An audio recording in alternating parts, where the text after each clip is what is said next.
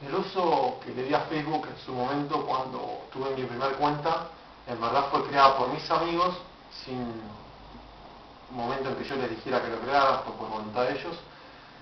Particularmente la tuve menos de una semana, no le di ningún uso, no era algo que encontrara ningún agrado ni voluntad de usarlo, con lo cual lo di de baja, esperé los 14 días del plazo que se ponían, y realmente no establecí ninguna utilidad propia en sí de la herramienta. Y ahora al momento de cursar esta materia, creo un nuevo Facebook,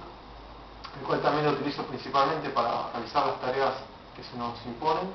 por parte de la cátedra. También trato de aprender sobre la herramienta, pero puntualmente mi ejercicio alrededor de Facebook gira con consultar a otras personas que sí sé que lo utilizan,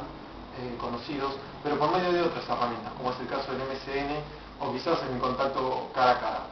Por el momento me mantengo en esta postura, igualmente estoy abierto a ver qué nuevos cambios puedo lograr al momento de cursar la materia y encontrar nuevas herramientas, utilidades que yo hasta el momento desconozca, pero veremos qué pasa al terminar de cursar, si quiero hablar